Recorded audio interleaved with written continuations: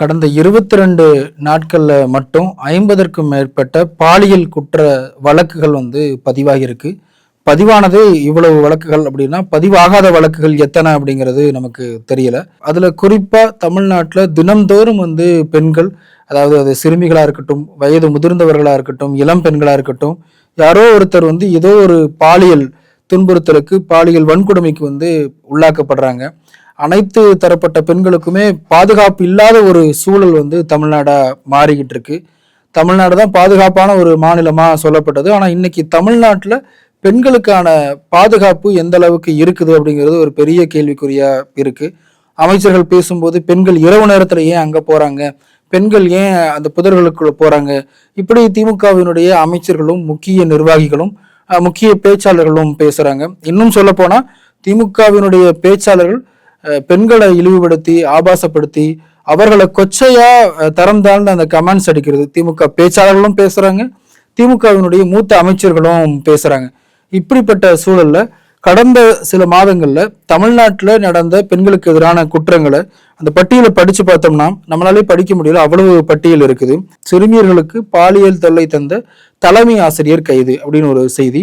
அடுத்து கோவை விமான நிலையம் அருகே மாணவிக்கு கூட்டு பாலியல் வன்கொடுமை, அது தொடர்பாக நீதிமன்றம் தீர்ப்பு வழங்கியிருக்குது. அது மட்டும் இல்லாம ஒரு சிறுவனுக்கு பாலியல் வன்கொடுமை நடத்தப்பட்டிருக்குது. நந்தனம் கல்லூரியில கேன்டீன்ல வேலை பார்க்கக்கூடிய ஒரு பெண்ணுக்கு பாலியல் சீண்டல்ல அவங்க துன்புறுத்தப்பட்டிருக்கிறாங்க. திமுக கட்சியினுடைய ஒரு நிர்வாகி ஒரு பெண்ணுக்கு பாலியல் தொல்லை கொடுத்ததால அவரு கைது செய்யப்பட்டிருக்கிறாரு. மதுரை சிறுமியை ஒசூருக்கு கடத்தி சென்று சில நாட்கள் வைத்திருந்து அங்க அவருக்கு பாலியல் துன்புறுத்தல் கொடுத்திருக்கிறாங்க. அவர் கைது செய்யப்பட்டிருக்கிறாரு. ஒரு சிறுமியை 7 வயது சிறுமியை பாலியல் பலாத்காரம் செஞ்சவருக்கு திருநெல்வேலி போக்சோ நீதிமன்றம் வாழ்நாள் முழுக்க ஆயுள் தண்டனை அப்படிங்கிற ஒரு தீர்ப்பு வழங்கியிருக்கிறாங்க. தாம்பரத்துல 5 வயது சிறுமிக்கு பாலியல் வன்கொடுமைக்கு உள்ளாக்கப்பட்டிருக்கிறாங்க. திருவண்ணாமலையில ஒரு இளம் பெண் கூட்டு பாலியல் பலாத்காரத்தால துன்புறுத்தப்பட்டிருக்கிறாங்க. ஆண்டிப்பட்டி அருகே 14 வயது சிறுமிக்கு பாலியல் தொந்தரவு கொடுக்கப்பட்டிருக்குது, பாலியல் வன்கொடுமைக்கு உள்ளாக்கப்பட்டிருக்கிறாங்க. மதுரவாயல் பகுதியில இருந்த ஒரு பெண்ணுக்கு பாலியல் துன்புறுத்தல் கொடுக்கப்பட்டிருக்குது. ரேஷன் கடைகள்ல உள்ள பெண் ஊழியர்களுக்கு திமுக நிர்வாகி ஒருத்தர் பாலியல் துன்புறுத்தல்ல ஈடுபட்டிருக்காரு, அவர் கைது செய்யப்பட்டிருக்கிறாரு. தருமபுரியில ஒரு சிறுமியை பாலியல் வன்கொடுமைக்கு ஒரு SSI போலீஸ் காவல்துறை அதிகாரியே அந்த குற்ற சம்பவத்தில் ஈடுபட்டிருக்காரு, அவரும் கைது செய்யப்பட்டிருக்கிறாரு. திருநெல்வேலியில 3 சிறுமிகள் பாலியல் குற்றத்திற்கு உள்ளாக்கப்பட்டிருக்கிறாங்க. பேருந்துல சென்ற ஒரு கல்லூரி மாணவிக்கு பாலியல் துன்புறுத்தல் கொடுக்கப்பட்டிருக்குது, அவங்க கைது செய்யப்பட்டிருக்கிறாங்க. சென்னையில ஒரு வீட்டுக்குள்ள போய் அத்துமீறி போதையில புகுந்த ஒரு காவலர் ஒரு பெண்ணுக்கு பாலியல் துன்புறுத்தல் கொடுத்திருக்காரு.